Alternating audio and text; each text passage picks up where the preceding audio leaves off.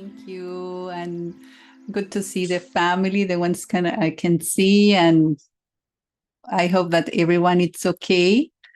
Um, and I want to start with a question for you. Let me see if I can share my screen. If I do like this now. It was not okay, isn't it? It was okay. It was okay? It was. Now we don't. Okay, now we can see it. Okay. I want you to think of a crisis you have overcome already. Whatever crisis. And what did that crisis teach you about yourself? What did you learn about yourself during that crisis?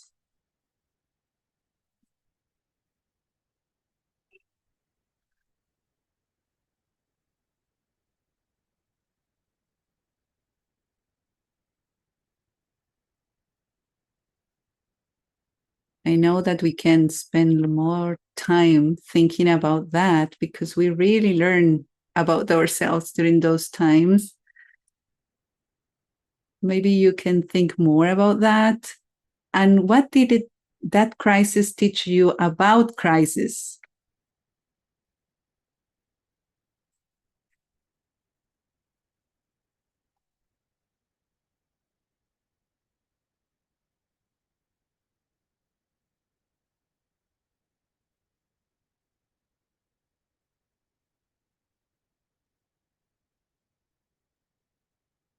So it would be very interesting to know your experiences.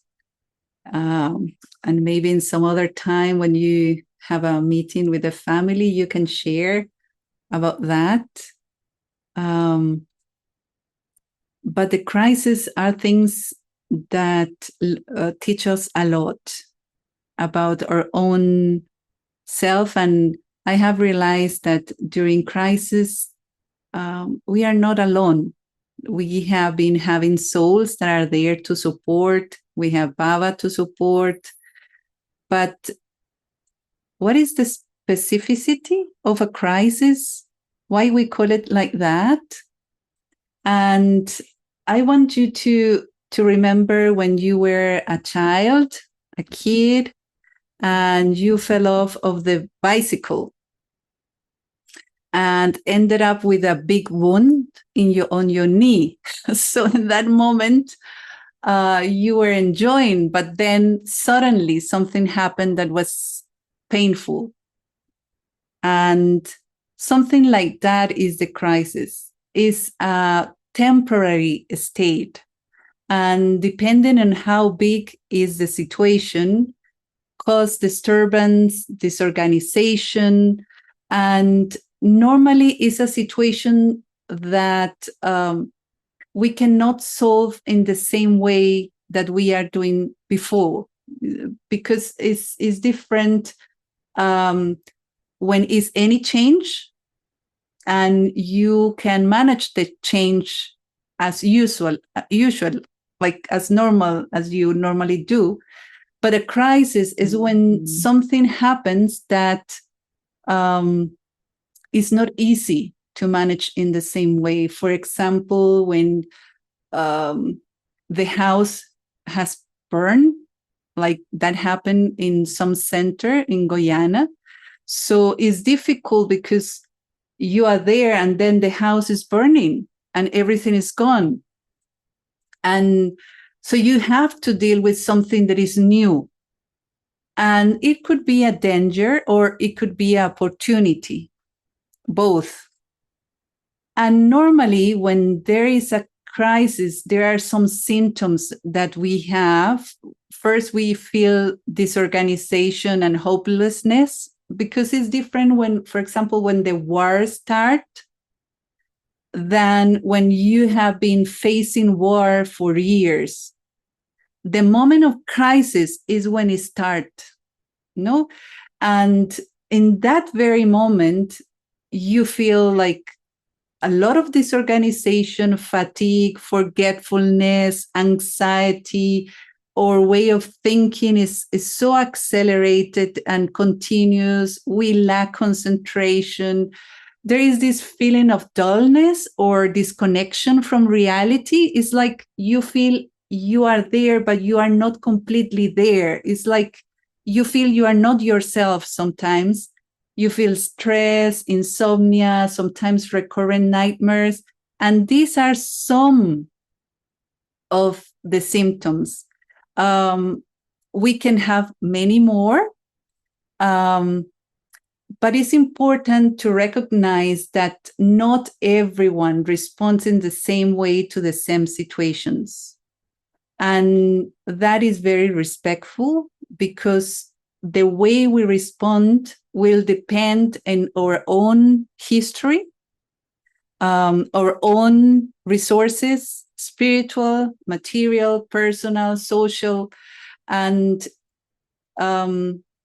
it's fine if not everyone responded the same way. I remember one sister telling me the story of when they had a big earthquake in Peru, and one sister just lay down in the floor. She was wanting to feel the earthquake, and the rest were kind of trying to get out of the place. So sometimes we respond differently, and it's fine. Everything, the way we respond is fine. And normally there are some kind of steps and how we face a critical situation, some kind of phases. First, imagine if something is burning, or what happened in Spain, that there was a blackout, like no energy. Or I know that in some countries that it's more used to happen than in others. But something that it's really hard, like when the war started, something like that. So there is an impact phase, is that reaction that occurs when the threat is real and is perceived as being very close. So is the impact. But after that, there is the reaction, when you have already understood what is happening, what the events implies in your life. It is in this moment where the person receives the full impact of the event. And we had one situation here in Costa Rica where one sister was killed. And so first we received the phone call of what is happening. And so, yes, we first had to understood, what is that? Is that true? And then is when we are kind of processing the event. And after that is the reorientation phase, where there is an acceptance of the event. And okay, that has happened. We accept, we understood what is there, and then we kind of manage to deal with the situation and integrate that in your life as an experience, and turning that into a meaningful learning, for example. So we cannot live in crisis the whole time. Because, for example, even though we live for many years in a situation of war,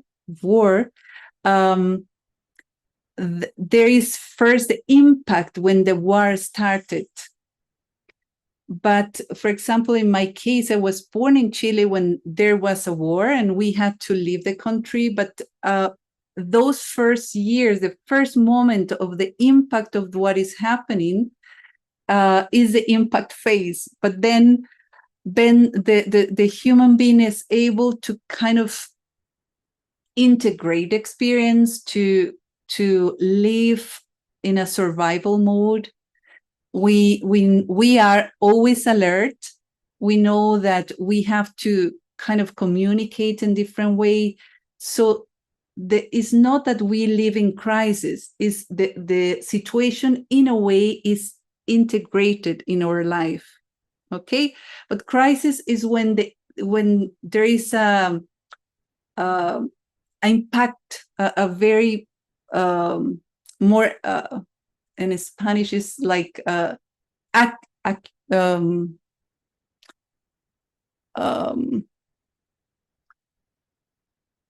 small period of time when the stress is very high, so that we could call that a crisis. Okay, but as I was telling you, when we were kids and we were riding a bike and then we fell down, our wounds heal on their own. And what we need is to clean the wound. We need to care of the wound, but the body has its own resources and it starts to cure that part. In the same way, emotionally, all of us have the capacity to overcome that pain. We have the capacity to move on. We have the capacity to deal with even the worst scenarios. But how to do it in a positive way? That is what we want to explore today together, after understanding what is a crisis. And I want to share a video. I realize that I can slow down the video for the translation. So for the English speaking, it's going to sound a little bit weird, but it's because it's easy for people to translate. So it's not in its normal pace. It's a little bit slow, but I feel that it will illustrate what I'm going to talk about.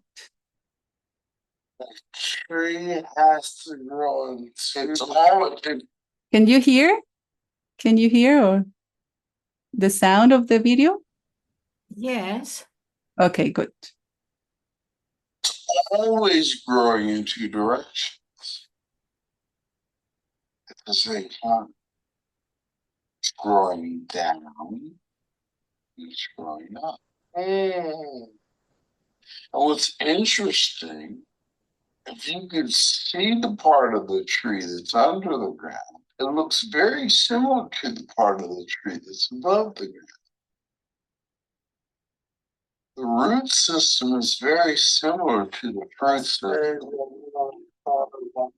See what's that? Exactly. What's happening to your face right now? Millions of trees. Right. And so something as common as a tree. Watch this. Here's what's interesting about a tree. The nature of a tree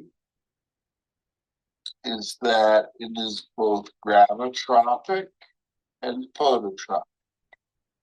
Now, you never probably, maybe, have you ever heard of the word gravitropic before? Phototropic? Okay. So gravitropic means it grows away from light and towards gravity. That's the root system. It's gravitropic in nature. So the seed goes in the ground, and then the tree starts growing down before it starts growing up. Now, here's what's interesting. When the seed is under the ground, it's dark under the ground, it's damp, and it has resistance. The root system has resistance. It has to push through the dirt to go down further, right? Well, once it breaks through the earth growing up, there's no more resistance. And the part of the tree that's above the earth grows towards light and away from gravity. The tree is growing in two directions at the same time. Now, okay, how does that help me in my life? That sounds really cool, right? Well, that is one of the most beautiful pictures of the way life works that you've ever seen, that I've ever seen. How? It's the work that you do in the dark when it's difficult and dank. It makes the work that you do that everybody sees in the light work.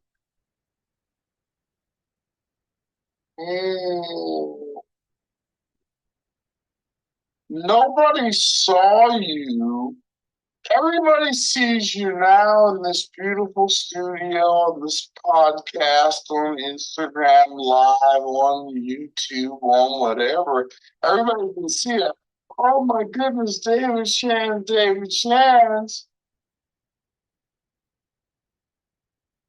But they didn't see the gravitropic nature of your journey while you were on your way here, working deep into the wee hours of the morning to become the person. That's the root system. Now, everybody proclaims and professes to desire the fruit system. Everybody wants to grow up toward, oh, just reach for the stars. I want everybody to see how tall I can be and how sweet my fruit is and blah, blah, blah. Well, that sounds great. But if you're unwilling to go down, you cannot go up.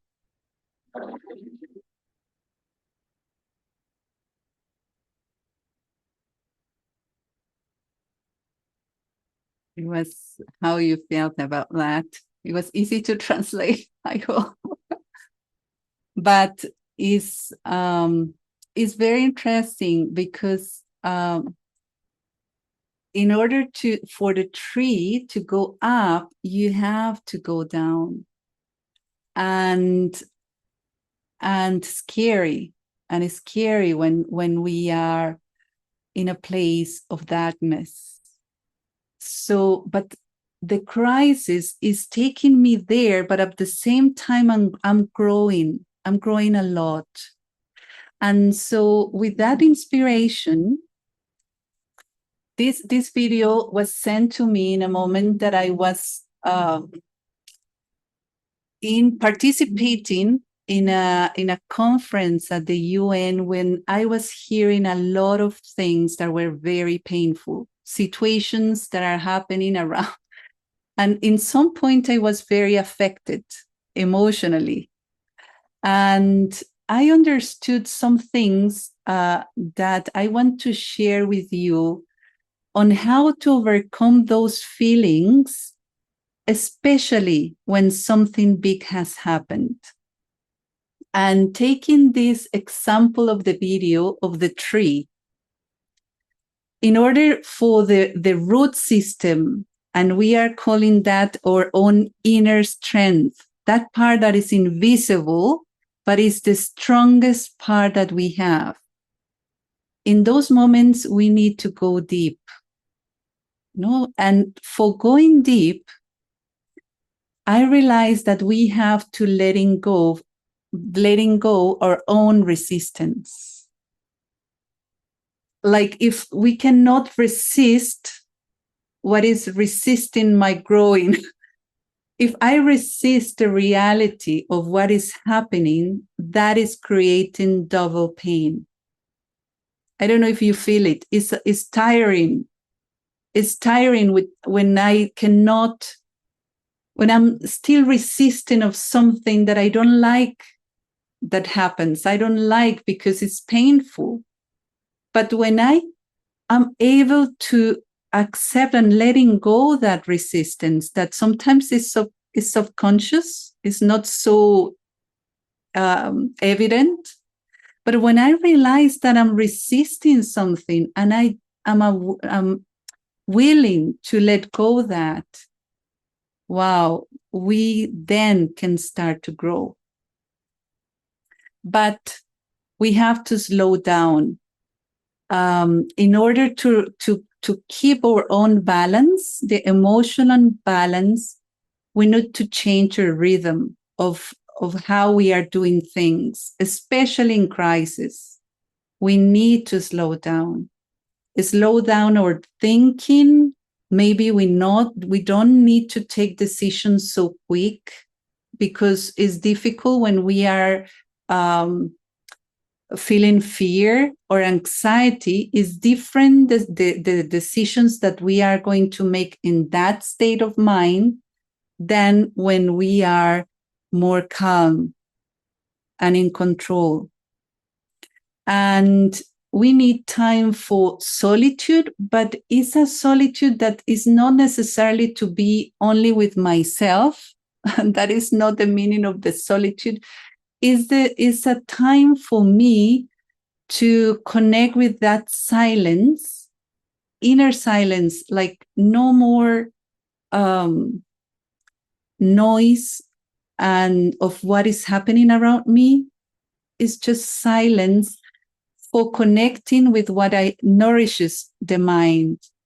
So I need to go back to those phrases of Gyan that have helped me to overcome crisis, or some phrases from daddies or seniors, of some Gyan that allow me to put myself in a different mode and not being so influenced by media or for the painful things that are around me.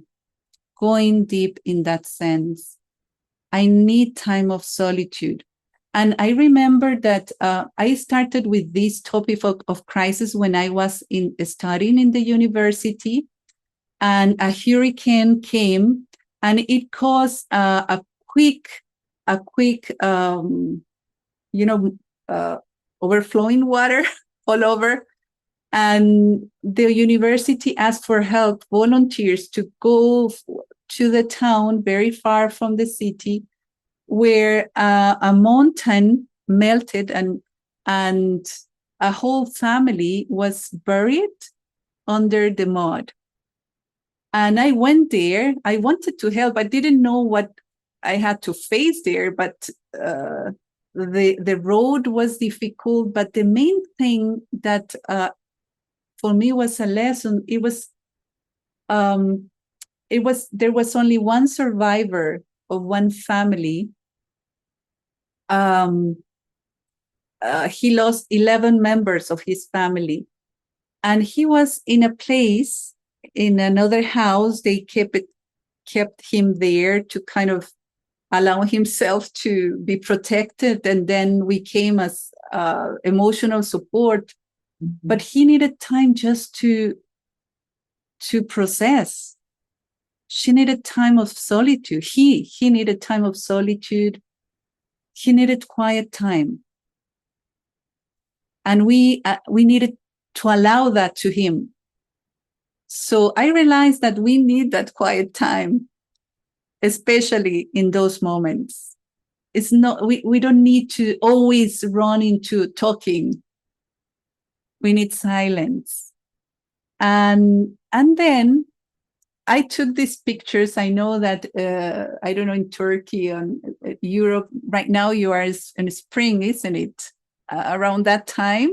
But before spring, there is winter and no flowers, no leaves, anything, these pictures are from here recently, where trees were with no leaves, but after everything has fallen, then the trees are full of flowers. So maybe there are times where we may have to give up many things, and we have to allow everything we have, just to allow them to go. But the essence of being is eternal and always revives and gives new flowers. So we are always there. We can always start over, always, and maybe better than before. And recently, when I was in Madhuban, this reaches higher state of consciousness was kind of a phrase that kept me. It was like an echo.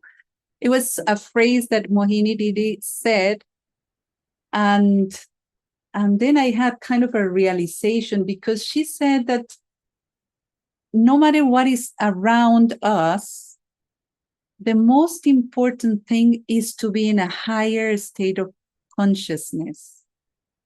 And that's why I put this image of a lighthouse, because the light is up above. Mm-hmm. It's not on the ground. So what that means for me. And I realized one thing is that it's not so much of the results that we have, the result of good service, or having a good job, or good relationships with others, or, is that every day when I wake up with motivation. I wake up with strength. I wake up with this desire to live. I wake up happy, with happiness. I wake up realizing my fortune of being in Confluence Age. So I realize having a higher state of consciousness I'm aware of that, is something that I do it's in a state of how I'm living. It's not something that comes just when I'm sitting in meditation. Is something that I do. I feel alive, and I feel the fortune of being alive. And for that, Baba has always said this in a different way, that the mind is molded by the energies it aligns with.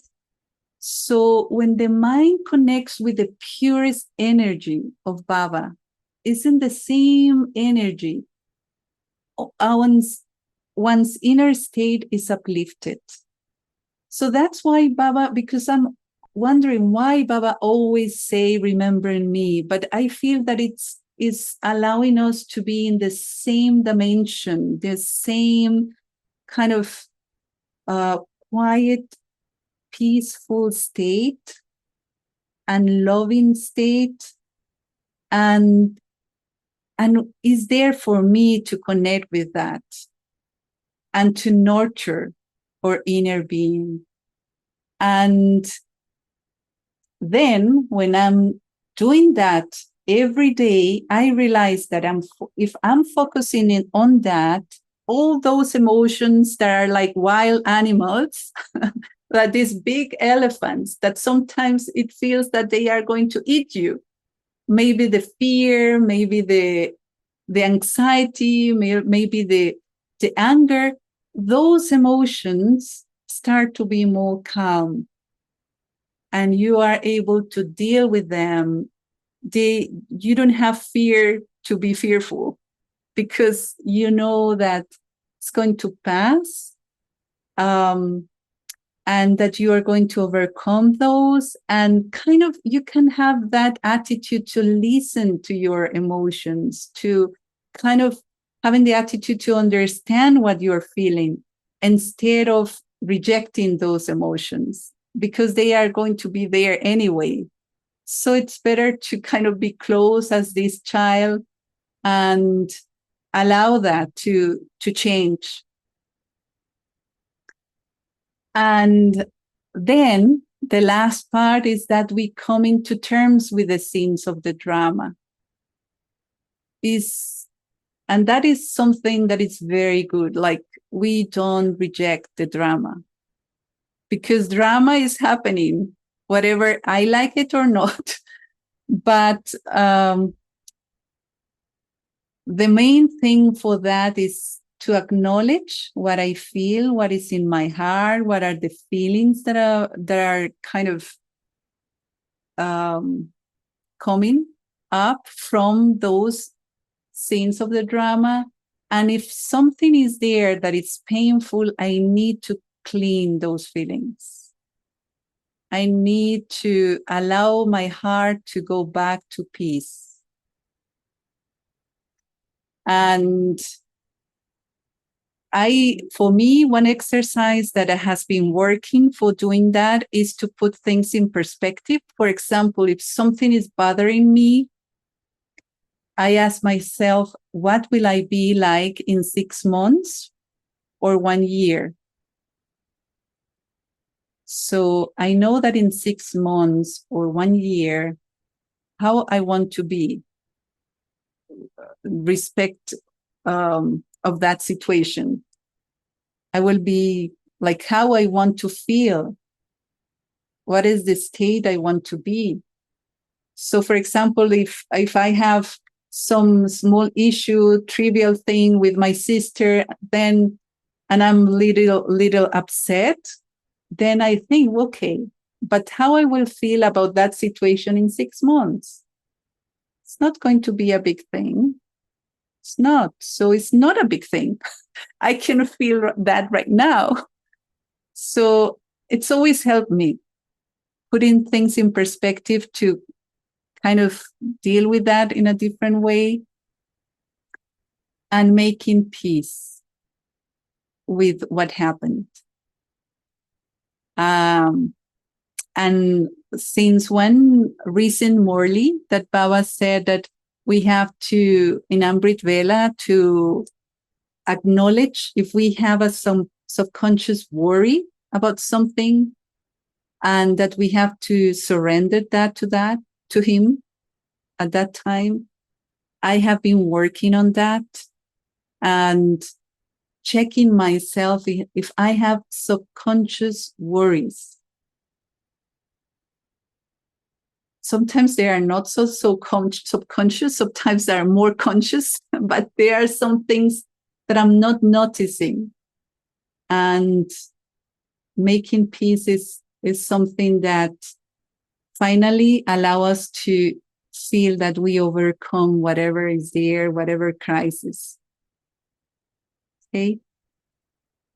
So I wanted to do with you to make a small exercise. Is that fine? Like a short practice with you. After hearing whatever you heard from today, this sharing, first, can you summarize in 3 words what have been useful for you? What has been meaningful for you in 3 words?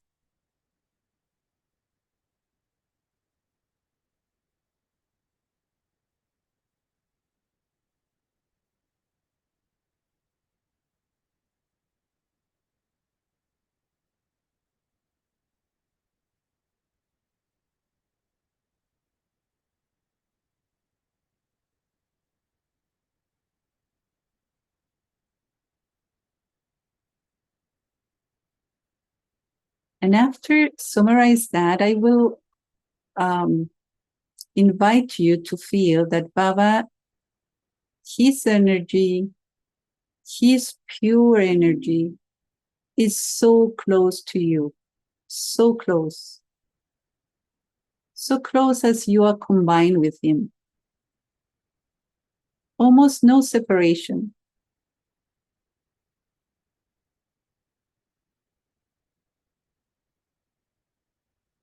I invite you to explore, to feel How is that Baba's energy? The purest energy that exists.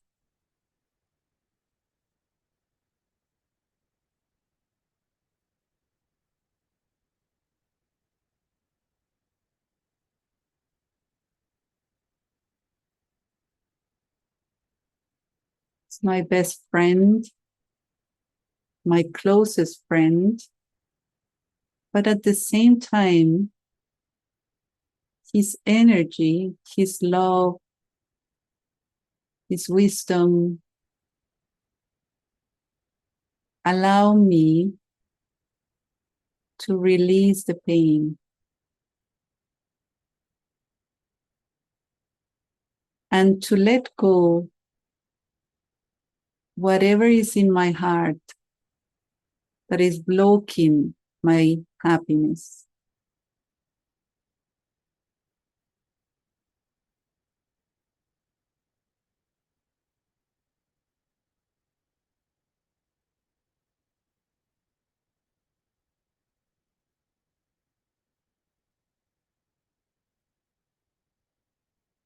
I will just allow myself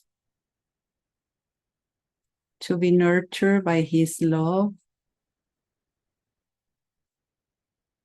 his presence,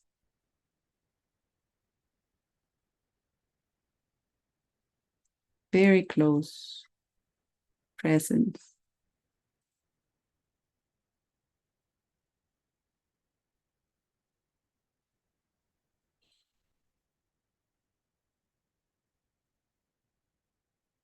Shanti. And just a final word to finish.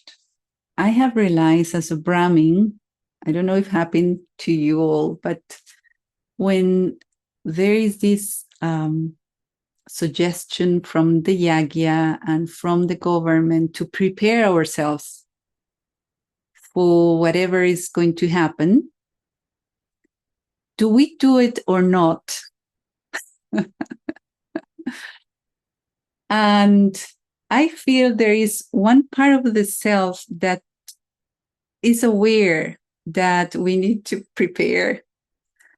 But I feel that there is one part of the self that doesn't want to change much. And I want to tell you a simple way to prepare, but maybe all of you can do it physically for any sudden situation. But we here in Costa Rica, we bought a plastic box, big plastic box, because we don't have much space. And we bought rice, grains, pasta,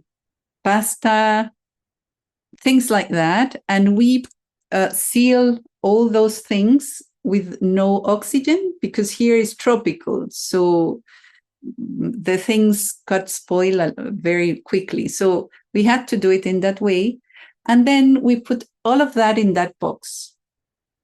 And we have some things in cans, in like, because they already have some water and it's useful.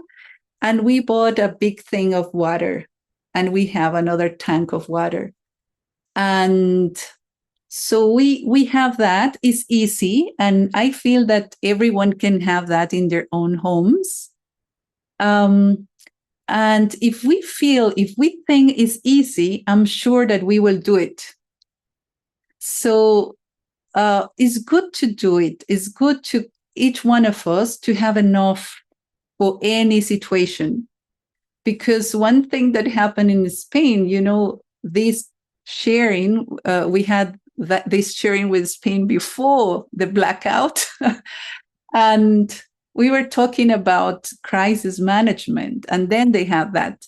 It came from something that they didn't expect. But because they had no electricity, they cannot buy things in the supermarket. So maybe you can have money, but you cannot buy anything with that money. So it's good to have something in your house. A small amount, just a small box of plastic, and you can have things there. So I just wanted to acknowledge that, because Mohini Didi here, we have her in this region, and she's always kind of inspiring us to do it. And I know if each one of us does that, we will inspire each other to do it. Okay.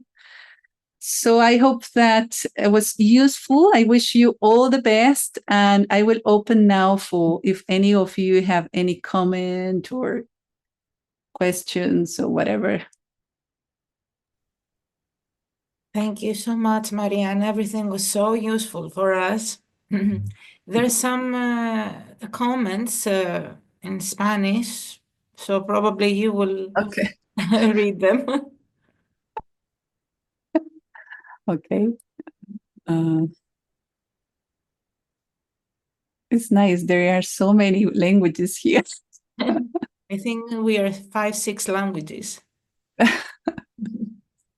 Okay. They are comments about the, no questions, but good comments. Okay. Okay, I don't see any questions. They're all comments. It was very interesting, whatever you mentioned, especially about the higher consciousness. I like it very much. There is a question, why do we resist? And even though we know we should not resist, we still resist. Can you tell us something about resistance? Yes, it's something that I have been exploring for myself. And I feel that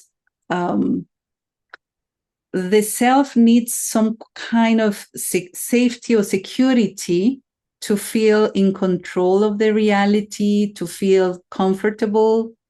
And there is the tendency to put all that, what gives me comfort, outside of myself. So I'm used to the house where I live. I used to the country where I live. I used to the people that I know. And for us to know new people, to be in different places, kind of take that away from us. And so, because that has been our mean or way to kind of keep us in this sense of safety, we don't want that to change. But when we know that inside of us, there is a place that is safe, there is a place that is comfortable, and that we are like the turtle, that it has the house, it moves with the house everywhere. So our house, it's inside.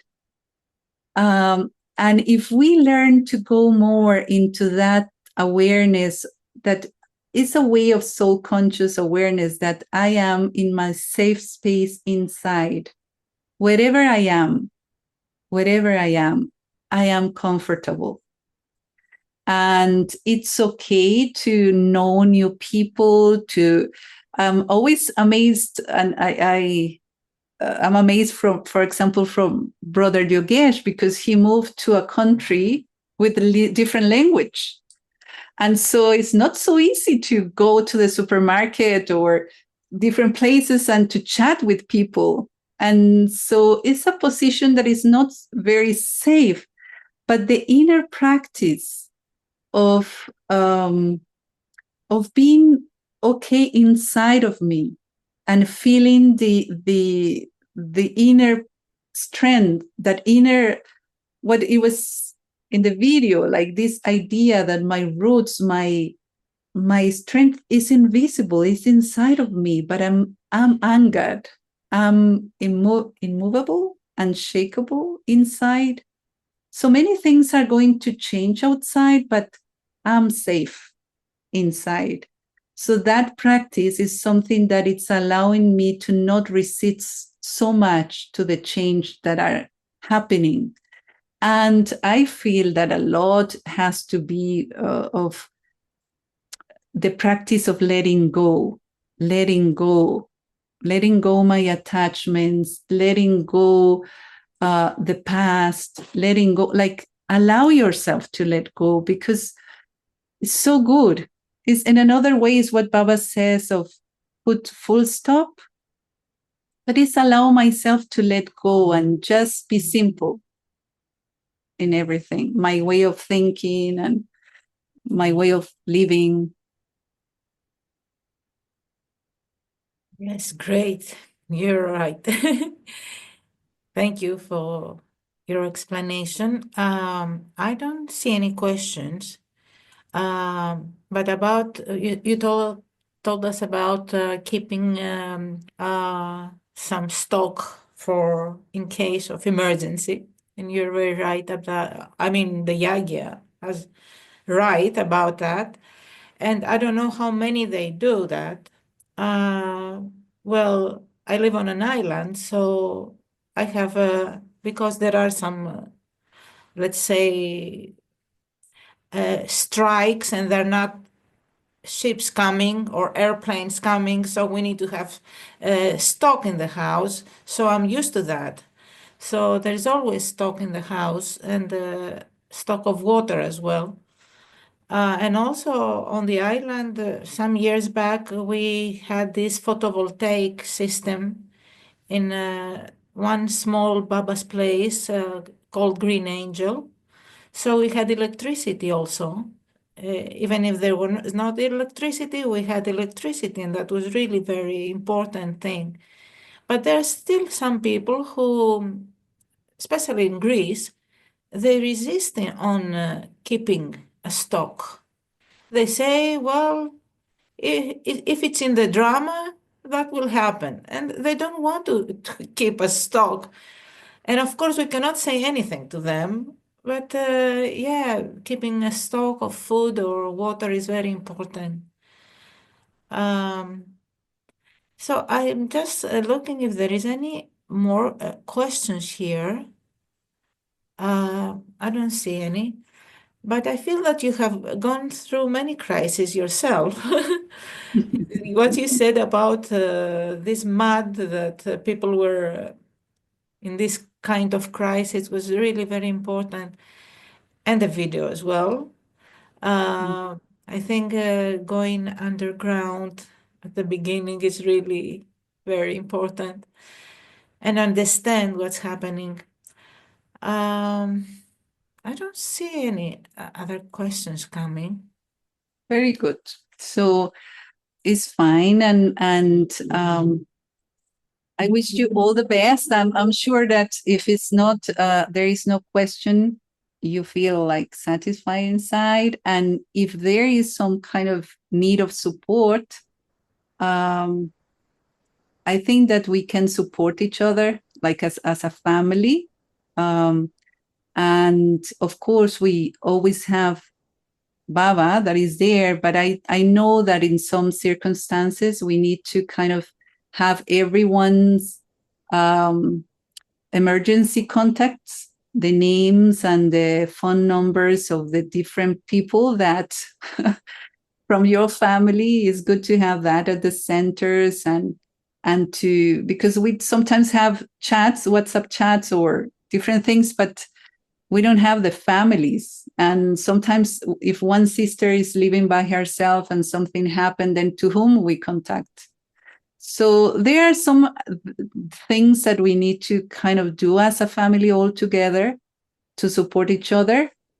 And yes, it's a topic that we can learn from different places. There are different crises. So, and all the best. Lots of love from Costa Rica to all of you. We can actually, because we still have some time, you can share a few things about you. And how do you deal with all these things? You're very, I mean, strong soul. I know you for some years. Probably I didn't see you this year because I was not in Madhuban for the regional meeting. I came later. But you are very strong. So if you can share a few things, how you deal with yourself, and how, I mean, it's really very interesting to know how each and every one of us has come into Baba, and how you changed so much from the beginning till now. It's almost 30 years. Uh, and also, tell us a few things about your work. I mean, probably your logic work and how you combine the logic and the allokic. Well, when I started to work, I wanted to do something. I offered the work to Baba because I wanted to work just to give the money to Baba. And I just finished my graduation as a psychologist. And from that day, I started to work with women that have been facing violence. And at the beginning was very strong, like affected me because I have to hear a lot of tortures. And I went to a friend of mine. She is indeed a researcher on the region in Latin America. She does research on these issues, the violence. And she told me something that remained in me, that helped me. She told me, they have been facing so much. So you are not helping them because they already have so much strength to deal with what they are facing.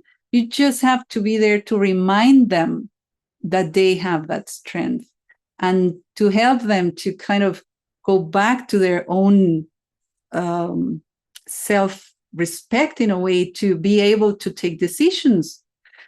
And that helped me because all of us are very strong. Like all of us have that inner strength. And sometimes we feel weak because we sometimes don't feel 100% motivated, or sometimes we're facing some kind of depression or whatever. But we have the capacity to overcome that. Baba, what's best to us is to remind us that we can. And I feel that now I stopped working in this just 1 month. I stopped to work on things related to human trafficking, especially teenagers.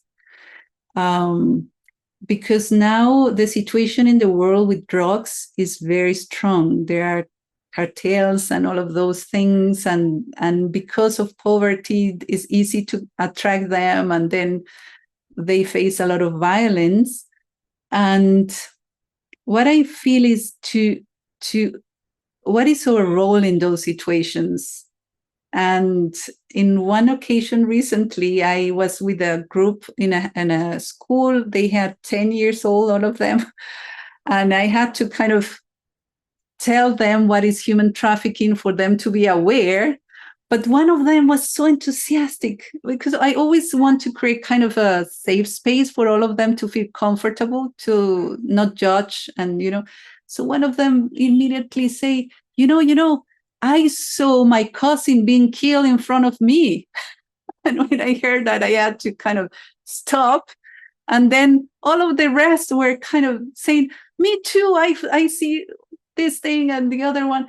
And suddenly the whole class have lived such a strong situations. And they felt in that moment that was the space where they will be able to be heard.